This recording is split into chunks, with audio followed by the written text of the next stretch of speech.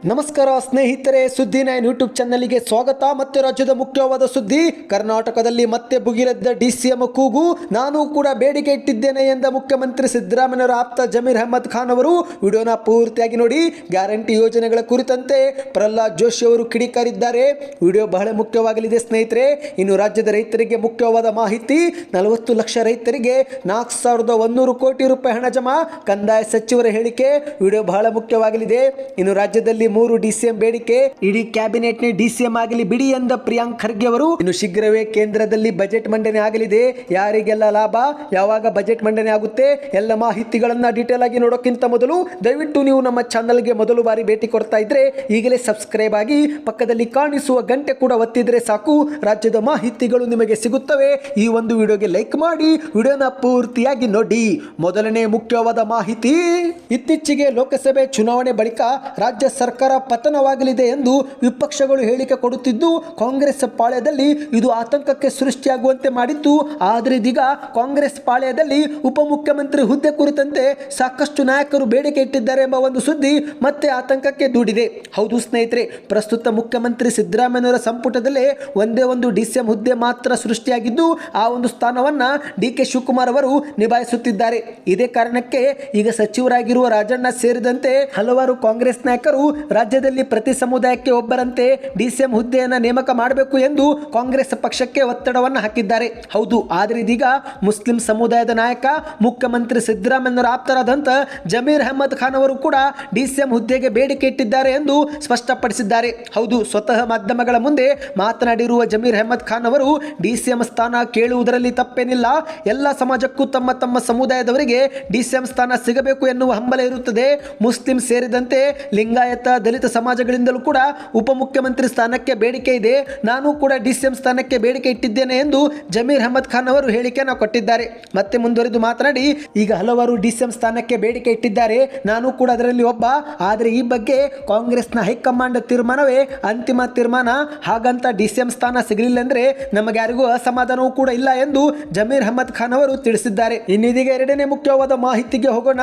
ರಾಜ್ಯದಲ್ಲಿ ಜಾರಿಗೆ ಆಗಿರುವ ಉಚಿತ ಬಸ್ ಯೋಜನೆ ಸೇರಿದಂತೆ ಕಾಂಗ್ರೆಸ್ ಗ್ಯಾರಂಟಿಗಳ ವಿರುದ್ಧ ಕೇಂದ್ರದ ಸಚಿವ ಪ್ರಹ್ಲಾದ್ ಜೋಶಿ ಅವರು ಹರಿಹಾಯ್ದಿದ್ದಾರೆ. ಹೌದು ಸ್ನೇಹಿತರೆ, ಗ್ಯಾರಂಟಿ ಎನ್ನುತ್ತಾ ಜನರ ದಿಕ್ಕು ತಪ್ಪಿಸಿದ ಮುಖ್ಯಮಂತ್ರಿ ಸಿದ್ದರಾಮಯ್ಯ ಮತ್ತು ಡಿಸಿಎಂ ಡಿಕೆ ಶಿವಕುಮಾರ್ ಅವರ ಅಹಂಕಾರಕ್ಕೆ ರಾಜ್ಯದ ಜನ ತಕ್ಕ ಕಪಾಳ ಮೋಕ್ಷ ಮಾಡಿದ್ದಾರೆ ಎಂದು ಸಚಿವ ಪ್ರಹ್ಲಾದ್ ಜೋಶಿ ಅವರು ಮಾಧ್ಯಮಗಳ ಮುಂದೆ ಹರಿಹಾಯ್ದಿದ್ದಾರೆ.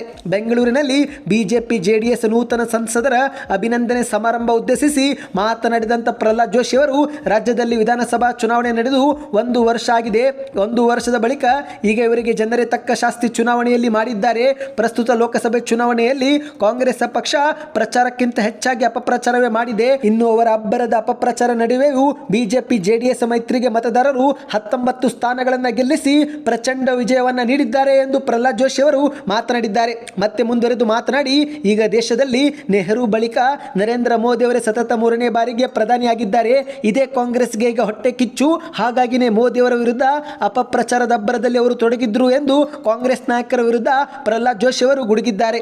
ಸಾಮಾನ್ಯ ವ್ಯಕ್ತಿ, ಬಡವ, ಹಿಂದುಳಿದ ವರ್ಗದಿಂದ ಬಂದ ಮೋದಿ ಈಗ ಪ್ರಧಾನಿಯಾಗಿ ಹ್ಯಾಟ್ರಿಕ್ ದಾಖಲೆ ಮಾಡಿದ್ದು ಕಾಂಗ್ರೆಸ್ನವರಿಗೆ ಅರಗಿಸಿಕೊಳ್ಳಲು ಆಗುತ್ತಿಲ್ಲ ಎಂದು ಟೀಕೆಯನ್ನ ಮಾಡಿದ್ದಾರೆ. ರಾಜ್ಯದಲ್ಲಿ ಇಂದು ಜನರ ಮೇಲೆ ಗ್ಯಾರಂಟಿ ಎನ್ನುತ್ತಾ ಚಪ್ಪಡಿ ಕಲ್ಲು ಎತ್ತಿ ಹಾಕುವ ಕೆಲಸವನ್ನ ಮಾಡಿದ್ದಾರೆ.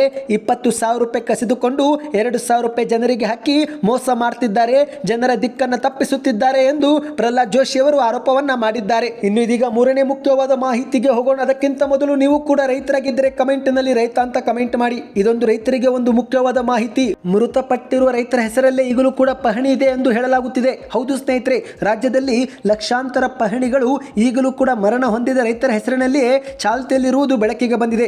ಅಕ್ರಮ ಆಸ್ತಿ ನೋಂದಣಿ ತಡೆಯಲು ರಾಜ್ಯ ಸರ್ಕಾರವು ರಾಜ್ಯಾದ್ಯಂತ ನನ್ನ ಆಧಾರದೊಂದಿಗೆ ನನ್ನ ಆಸ್ತಿ ಸುಭದ್ರ ಎಂಬ ಒಂದು ಆಂದೋಲನ ಶುರು ಮಾಡಿದ್ದು, ಇದೇ ಒಂದು ನಡುವೆ ಈಗ ಒಂದು ದೊಡ್ಡ ಮಾಹಿತಿ ಹೊರಬಿದ್ದಿದೆ. ಹೌದು ಸ್ನೇಹಿತರೆ, ಸಾಮಾನ್ಯವಾಗಿ ಪಹಣಿಯಲ್ಲಿ ಹೆಸರಿರುವಂತಹ ಭೂಮಿಯ ಮಾಲೀಕರು ಒಂದು ವೇಳೆ ಮರಣ ಹೊಂದಿದಾಗ ವಾರಸುದಾರರು ಪಹಣಿಯಲ್ಲಿ ಹೆಸರನ್ನ ಬದಲಾವಣೆ ಮಾಡಿಸಿಕೊಳ್ಳಬೇಕಾಗುತ್ತೆ.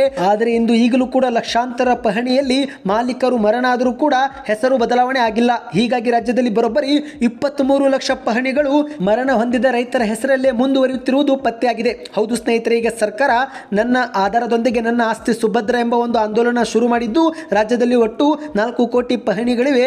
ಈ ಒಂದು ಪಹಣಿಗಳಲ್ಲಿ ಬರೋಬ್ಬರಿ 23 ಲಕ್ಷ ಪಹಣಿಗಳಲ್ಲಿ ರೈತರು ಮೃತಪಟ್ಟಿರುವುದು ಬೆಳಕಿಗೆ ಬಂದಿದೆ. ಪಹಣಿಯಲ್ಲಿರುವ ಹೆಸರಿನ ರೈತರು ಆಗಲೇ ಮೃತಪಟ್ಟಿದ್ದಾರೆ ಎಂದು ಆಯಾ ಗ್ರಾಮ ಲೆಕ್ಕಾಧಿಕಾರಿಗಳಿಗೆ ರಾಜ್ಯ ಸರ್ಕಾರ ವರದಿಯೂ ಕೂಡ ಈಗ ನೀಡಿದೆ. ಇನ್ನು ಇದೇ ನಡುವೆ ಮತ್ತೊಂದು ಮುಖ್ಯವಾದ ಮಾಹಿತಿಗೆ ಹೋಗೋಣ.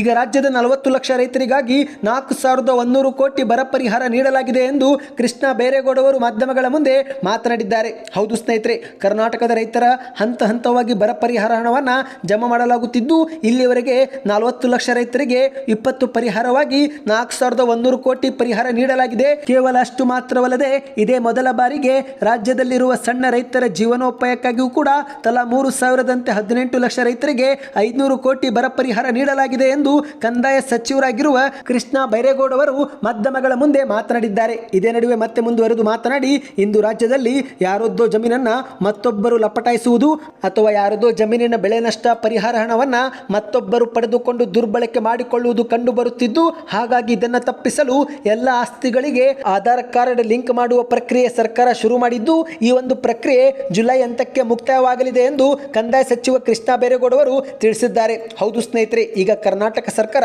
ನನ್ನ ಆಧಾರ್ ಕಾರ್ಡ್ ಲಿಂಕ್ನಿಂದ ನನ್ನ ಆಸ್ತಿ ಸುಭದ್ರ ಎಂಬ ಒಂದು ಆಂದೋಲನ ಶುರು ಮಾಡಿದೆ. ನೀವು ಕೂಡ ಏನಾದರೂ ಭೂಮಿಯ ಮಾಲೀಕರಾಗಿದ್ದರೆ ನಿಮ್ಮ ಆಧಾರ್ ಕಾರ್ಡನ್ನು ನಿಮ್ಮ ಆಸ್ತಿಗಳಿಗೆ ಲಿಂಕ್ ಮಾಡಿಸುವುದು ಕಡ್ಡಾಯವಾಗಿದೆ ಸ್ನೇಹಿತರೆ. ಒಂದು ವೇಳೆನಾದರೂ ನೀವು ನಿಮ್ಮ ಆಸ್ತಿಯನ್ನು ನಿಮ್ಮ ಆಧಾರ್ಗೆ ಲಿಂಕ್ ಮಾಡಿಸಿಕೊಂಡಿಲ್ಲವೆಂದರೆ ಮುಂದಿನ ದಿನಗಳಲ್ಲಿ ಇನ್ನೊಬ್ಬರು ಆ ಒಂದು ಹಣದ ಲಾಭವನ್ನು ಪಡೆದುಕೊಳ್ಳಬಹುದು. ಇನ್ನು ಈಗ ಬಂದಿರುವ ಮಾಹಿತಿ ಪ್ರಕಾರ ಕರ್ನಾಟಕದಲ್ಲಿ ಒಟ್ಟು 4 ಕೋಟಿ ಆಸ್ತಿಗಳ ಮಾಲೀಕರಿದ್ದು ಇದರಲ್ಲಿ 24 ಲಕ್ಷ ರೈತರು ಮೃತಪಟ್ಟಿದ್ದಾರೆ. ಇನ್ನು 24 ಲಕ್ಷ ರೈತರು ಮೃತಪಟ್ಟಿದ್ರು ಕೂಡ ಈಗಲೂ ಕೂಡ ಆ ಒಂದು ಆಸ್ತಿ ವಾರಸುದಾರರಿಗೆ ವರ್ಗಾವಣೆ ಆಗಿಲ್ಲ. ಹೌದು ಸ್ನೇಹಿತರೆ, ಹಾಗಾಗಿ ರಾಜ್ಯ ಸರ್ಕಾರವು ಆಸ್ತಿಗಳ ಮಾಲೀಕರು ಮೃತಪಟ್ಟಂತ ಪ್ರಕರಣಗಳಲ್ಲಿ ಗ್ರಾಮಗಳ ಹಂತದಲ್ಲಿ ಒಂದು ವಿಶೇಷ ಪೌತಿ ಅಭಿಯಾನ ನಡೆಸಿ ವಾರಸುದಾರರಿಗೆ ಒಪ್ಪಿಗೆ ಮೇರೆಗೆ ಭೂಮಿ ಹಕ್ಕನ್ನು ವರ್ಗಾಯಿಸಲು ಮುಂದಾಗಿದೆ. ಇನ್ನು ಈಗ ಮತ್ತೊಂದು ಮುಖ್ಯವಾದ ಮಾಹಿತಿ, ಇದೀಗ ರಾಜ್ಯದಲ್ಲಿ ಮತ್ತೆ 3 DCM ಹುದ್ದೆಗೆ ಬೇಡಿಕೆ ಹೆಚ್ಚಾಗಿದ್ದು, ಒಂದು ಕಡೆಯಲ್ಲಿ ಕೆಲ ಕಾಂಗ್ರೆಸ್ ನಾಯಕರು ಇದರ ಪರವಾಗಿ ಬ್ಯಾಟಿಂಗ್ ಮಾಡಿದರೆ ಇನ್ನು ಕೆಲವರು ಇದನ್ನು ವಿರೋಧವೂ ಕೂಡ ಮಾಡ್ತಿದ್ದಾರೆ. ಆದರೆ ಈ ಒಂದು ಚರ್ಚೆ ಮಾತ್ರ ಈಗಾಗಲೇ DCM ಹುದ್ದೆ ಅಲಂಕರಿಸಿರುವ DK ಶಿವಕುಮಾರ್ ಅವರ ಕುರ್ಚಿಗೆ ಆಪತ್ತನ್ನು ತರಲಿದೆ ಎಂದು ಕೂಡ ಹೇಳಲಾಗುತ್ತಿದೆ. ಹೌದು ಸ್ನೇಹಿತರೆ, ಕಾಂಗ್ರೆಸ್ ಸರ್ಕಾರದಲ್ಲಿ ಇದೀಗ ಮತ್ತೆ 3 DCM ಸ್ಥಾನ ನೀಡಬೇಕು ಎಂಬ ಒಂದು ಬೇಡಿಕೆ ಉಂಟಾಗಿದೆ. ಈ ಒಂದು ಹೇಳಿಕೆಯನ್ನ ಕೆಲವರು ತಮ್ಮದೇ ಆದ ರೀತಿಯಲ್ಲಿ ಸಮರ್ಥನೆಯೂ ಕೂಡ ಮಾಡಿಕೊಂಡು ಬರುತ್ತಿದ್ದಾರೆ. ಆದರೆ ಕಾಂಗ್ರೆಸ್ ನಾಯಕರ ಈ ಒಂದು ಬೇಡಿಕೆ ಹೈಕಮಾಂಡ್ಗೆ ಮಾತ್ರ ಬಿಸಿ ತುಪ್ಪದಂತೆ ಆಗಿದೆ. ಈ ಒಂದು ಹಿಂದೆ DK ಶಿವಕುಮಾರ್ ಅವರು ಕರ್ನಾಟಕದಲ್ಲಿ ಯಾರಿಗೂ ಕೂಡ ಉಪಮುಖ್ಯಮಂತ್ರಿ ಸ್ಥಾನ ನೀಡುವಂತಿಲ್ಲ, ಒಂದೇ ಸ್ಥಾನ ನೀಡಬೇಕು ಎಂಬ ಒಂದು ಷರತ್ತನ್ನು ಇಟ್ಟುಕೊಂಡೇ ಈ DCM ಸ್ಥಾನವನ್ನು ಅಲಂಕರಿಸಿದ್ರು. ಆದರೆ ಇದೀಗ ರಾಜ್ಯದಲ್ಲಿ ಮತ್ತೆ ಹಲವರು ನಂಗೂ ಕೂಡ DCM ಸ್ಥಾನ ನೀಡಿ ಎನ್ನುವ ಒಂದು ಬೇಡಿಕೆಯನ್ನು ಇಟ್ಟಿದ್ದಾರೆ. ಇದೇ ಒಂದು ವಿಚಾರಕ್ಕೆ ಮೊದಲು ಮಾಜಿ ಸಂಸದ DK ಸುರೇಶ್ ಅವರು ತೀವ್ರವಾಗಿ ಕಿಡಿಕಾರಿದ್ದಾರೆ. ಹೌದು ಸ್ನೇಹಿತರೆ, ಸಚಿವ ರಾಜಣ್ಣ ಹೇಳಿಕೆಗೆ ಪ್ರತಿಕ್ರಿಯೆ ಕೊಟ್ಟಂತ DK ಸುರೇಶ್ ಅವರು ಎಲ್ಲ ಸಮುದಾಯಕ್ಕೂ ನ್ಯಾಯ ಸಿಗಲಿ, ಹೈಕಮಾಂಡ್ ಪಕ್ಷ ತೀರ್ಮಾನ ಮಾಡಿ ಇನ್ನೂ 5 ಜನರನ್ನ DCM ಮಾಡಿದ್ರು ಒಳ್ಳೆಯದೇ ಎಂದು ವ್ಯಂಗ್ಯವಾಡಿದ್ದಾರೆ. ಇಂದು ರಾಜ್ಯದಲ್ಲಿ ರಾಮಲಿಂಗಾರೆಡ್ಡಿ ಇದ್ದಾರೆ, ಈಶ್ವರ್ ಖಂಡ್ರೆ, ದಿನೇಶ್ ಗುಂಡೂರಾವ್, RV ದೇಶಪಾಂಡೆ, ಸತೀಶ್ ಜಾರಕಿಹೊಳಿ, ಜಮೀರ್ ಅಹಮದ್ ಖಾನ್, ಕೃಷ್ಣ ಬೈರೇಗೌಡ, ಚಲುವರಾಯಸ್ವಾಮಿ ಎಲ್ಲರೂ ಇದ್ದಾರೆ. ಇವರೆಲ್ಲರನ್ನೂ ಕೂಡ DCM ಮಾಡಲಿ, ಯಾರು ಬೇಡ ಅಂದಿದ್ದಾರೆ ಎಂದು ಮಾಧ್ಯಮಗಳ ಮುಂದೆ ವ್ಯಂಗ್ಯವಾಡಿದ್ದಾರೆ. ಇನ್ನು ಇದೊಂದು ಕಡೆ ಆದರೆ ಮತ್ತೊಂದೆಡೆಯಲ್ಲಿ ಪ್ರಿಯಾಂಕ್ ಖರ್ಗೆ ಅವರು ಕೂಡ ಕಿಡಿಕಾರಿದ್ದಾರೆ. ಹೌದು, ಇಡೀ ಕ್ಯಾಬಿನೆಟ್ನೇ DCM ಆಗಲಿ ಬಿಡಿ ಎಂದು ಪ್ರಿಯಾಂಕ್ ಖರ್ಗೆ ಅವರು ಮಾಧ್ಯಮಗಳ ಮುಂದೆ ವ್ಯಂಗ್ಯವಾಡಿದ್ದಾರೆ. ಹೌದು, ಇಂದು ಸಚಿವ ರಾಜಣ್ಣ ಅವರು ರಾಜ್ಯದಲ್ಲಿ ಮತ್ತೆ DCM ಹುದ್ದೆ ನೀಡಬೇಕು ಎನ್ನುವ ಬೇಡಿಕೆ ಮುಂದಿಟ್ಟಿದ್ದು, ಇದಕ್ಕೆ ಪ್ರಿಯಾಂಕ್ ಖರ್ಗೆ ಅವರು ಆಕ್ರೋಶವನ್ನು ಹೊರಹಾಕಿದ್ದಾರೆ. ಮಾಧ್ಯಮಗಳ ಮುಂದೆ ಮಾತನಾಡಿರುವ ಪ್ರಿಯಾಂಕ್ ಖರ್ಗೆ ಅವರು 3 DCM ಹುದ್ದೆ ಸೃಷ್ಟಿ ಅಂತ ಹೇಳಿದ್ದು ರಾಜಣ್ಣ ಅವರ ವೈಯಕ್ತಿಕ ವಿಚಾರ, ಏನೇ ಆದರೂ ಸಹ ಅದನ್ನು ಎಲ್ಲರಿಗೂ ಕೇಳುವ ಹಕ್ಕಿದೆ. ಇನ್ನು ಹೆಚ್ಚುವರಿ DCM ಮಾಡುವುದು ಆಗುತ್ತೆ ಅನ್ನೋದಾದರೆ CM ಅವರನ್ನ ಬಿಟ್ಟು ಇಡೀ ಕ್ಯಾಬಿನೆಟ್ ಅವರನ್ನೇ DCM ಮಾಡಲಿ ಬಿಡಿ ಎಂದಿದ್ದಾರೆ. ಈ ಮೂಲಕ ಪರೋಕ್ಷವಾಗಿ DCM ಆಗ್ರಹಕ್ಕೆ ತಮ್ಮ ಬೆಂಬಲ ಇಲ್ಲ ಅನ್ನೋದನ್ನ ಪ್ರಿಯಾಂಕ್ ಖರ್ಗೆ ಅವರು ಹೊರಹಾಕಿದ್ದಾರೆ. ಇನ್ನು ಇದೀಗ ಕೊನೆಯ ಮುಖ್ಯವಾದ ಮಾಹಿತಿಗೂ ಹೋಗೋಣ. ಅದಕ್ಕಿಂತ ಮೊದಲು ದಯವಿಟ್ಟು ಸ್ನೇಹಿತರೆ ಪ್ರತಿಯೊಬ್ಬರು ವಿಡಿಯೋಗೆ ಲೈಕ್ ಮಾಡಿ ಮತ್ತು ದಯವಿಟ್ಟು ಸಬ್ಸ್ಕ್ರೈಬ್ ಕೂಡ ಮಾಡಿ. ಈಗ ಶೀಘ್ರವೇ ಕೇಂದ್ರದಲ್ಲಿ ಬಜೆಟ್ ಮಂಡನೆ ಆಗಲಿದೆ. ಹೌದು ಸ್ನೇಹಿತರೆ, ಕೇಂದ್ರದ ಹಣಕಾಸು ಸಚಿವೆ ನಿರ್ಮಲಾ ಸೀತಾರಾಮನ್ ಅವರು ಇದೇ ಜುಲೈ 23 ಅಥವಾ ಜುಲೈ 24ರಂದು 2025ರ ಹಣಕಾಸು ವರ್ಷದ ಕೇಂದ್ರ ಬಜೆಟ್ ಮಂಡಿಸುವ ಸಾಧ್ಯತೆ ಇದೆ ಎಂದು ಹೇಳಲಾಗುತ್ತಿದೆ. ಇನ್ನು ಈ ಒಂದು ಬಜೆಟ್ ಮೋದಿಯವರ 3.0 ಸರ್ಕಾರದ ಪೂರ್ಣ ಕೇಂದ್ರ ಬಜೆಟ್ ಆಗಲಿದೆ ಎಂದು ಹೇಳಲಾಗಿದೆ. ಯಾಕಂದ್ರೆ ಈ ಮುನ್ನ ಫೆಬ್ರವರಿ 1ರಲ್ಲೇ ಮಧ್ಯಂತರ ಬಜೆಟ್ ಅನ್ನು ಮಂಡಿಸಲಾಗಿತ್ತು. ಈಗ ಲೋಕಸಭೆ ಚುನಾವಣೆಯಲ್ಲಿ NDA ಸರ್ಕಾರ ಅಧಿಕಾರಕ್ಕೆ ಬಂದಿದ್ದು, ಇದೀಗ ಮೋದಿ ಅವರ 3.0 ಸರ್ಕಾರದ ಪೂರ್ಣ ಕೇಂದ್ರ ಬಜೆಟ್ ಅನ್ನ ಜುಲೈ ತಿಂಗಳಲ್ಲಿ ಮಾಡಲು ಕೇಂದ್ರ ಸರ್ಕಾರ ನಿರ್ಧರಿಸಿದೆ. ಇನ್ನು ಈಗ ಬಂದಿರುವ ಮಾಹಿತಿ ಪ್ರಕಾರ ಈ ಬಾರಿಯ ಬಜೆಟ್ನಲ್ಲಿ ಒಂದು ಹೊಸ ಟ್ಯಾಕ್ಸ್ ಸ್ಲ್ಯಾಬ್ ಪರಿಚಯವೂ ಕೂಡ ಮಾಡಲಾಗುವುದು ಎಂದು ಹೇಳಲಾಗುತ್ತಿದೆ. ಈ ಮೂಲಕ ಮಧ್ಯಮ ವರ್ಗದವರಿಗೆ ಇದು ಭಾರಿ ಅನುಕೂಲವಾಗಲಿದೆ ಎಂದು ಕೂಡ ಹೇಳಲಾಗಿದೆ. ಹೌದು ಸ್ನೇಹಿತರೆ, ಈ ಒಂದು ಹಿಂದೆ 3 ಲಕ್ಷದವರೆಗೆ ಆದಾಯ ತೆರಿಗೆ ವಿನಾಯಿತಿ ಮಿತಿಯನ್ನು ನೀಡಲಾಗಿತ್ತು. ಇದೀಗ 5 ಲಕ್ಷವರೆಗೆ ಅದನ್ನು ಏರಿಸುವ ಜೊತೆಗೇನೆ 15 ಲಕ್ಷಕ್ಕಿಂತ ಯಾರು ಹೆಚ್ಚಿಗೆ ಆದಾಯ ಮಾಡ್ತಾರೋ ಅವರಿಗೂ ಕೂಡ ಕೆಲವು ಡಿಡಕ್ಷನ್ ನೀಡುವ ಮೂಲಕ ತೆರಿಗೆ ಹೊರೆ ಕಡಿಮೆ ಮಾಡಬಹುದು ಎಂದು ಆರ್ಥಿಕ ತಜ್ಞರು ಅಭಿಪ್ರಾಯವನ್ನು ಪಟ್ಟಿದ್ದಾರೆ. ಅಂದಹಾಗೆ ನಿರ್ಮಲಾ ಸೀತಾರಾಮನ್ ಅವರು ಈ ಬಾರಿ ಏನಾದರೂ ಪೂರ್ಣ ಪ್ರಮಾಣದ ಬಜೆಟ್ ಮಂಡಿಸಿದರೆ ಒಂದು ಹೊಸ ದಾಖಲೆಯನ್ನ ಬರೆಯಲಿದ್ದಾರೆ. ಹೌದು ಸ್ನೇಹಿತರೆ, ಇಡೀ ದೇಶದ ಇತಿಹಾಸದಲ್ಲೇ ಅತಿ ಹೆಚ್ಚು ಬಾರಿ ಬಜೆಟ್ ಮಂಡಿಸಿದ ಖ್ಯಾತಿಗೆ ಇವರು ಸೇರಲಿದ್ದಾರೆ. ಯಾಕಂದ್ರೆ ಈ ಒಂದು ಹಿಂದೆ ಮೊರಾರ್ಜಿ ದೇಸಾಯಿ ಅವರು 6 ಬಾರಿ ಬಜೆಟ್ ಅನ್ನ ಮಂಡಿಸಿ ದಾಖಲೆ ಮಾಡಿದ್ರು. ಇದೀಗ ನಿರ್ಮಲಾ ಸೀತಾರಾಮನ್ ಅವರು ಈ ಬಾರಿ ಬಜೆಟ್ ಮಂಡನೆ ಮಾಡುವ ಮೂಲಕ ಆ ಒಂದು ದಾಖಲೆಯನ್ನ ಮುರಿಯಲಿದ್ದಾರೆ ಎಂದು ಹೇಳಲಾಗಿದೆ. ಇವತ್ತಿಗೆ ಎಷ್ಟೇ ಇತ್ತು. ಈ ಎಲ್ಲ ಮಾಹಿತಿಗಳು ಇಷ್ಟವಾಗಿದ್ದರೆ ವಿಡಿಯೋಗೆ ಲೈಕ್ ಮಾಡಿ, ಸೂಪರ್ ನ್ಯೂಸ್ ಎಂದು ಕಮೆಂಟ್ ಮಾಡ್ತಾ ವಿಡಿಯೋನ ನಿಮ್ಮ ಗೆಳೆಯರಿಗೂ ಕೂಡ ಶೇರ್ ಮಾಡಿ ಮತ್ತು ದಯವಿಟ್ಟು ಚಾನಲ್ಗೆ ಸಬ್ಸ್ಕ್ರೈಬ್ ಮಾಡಿ.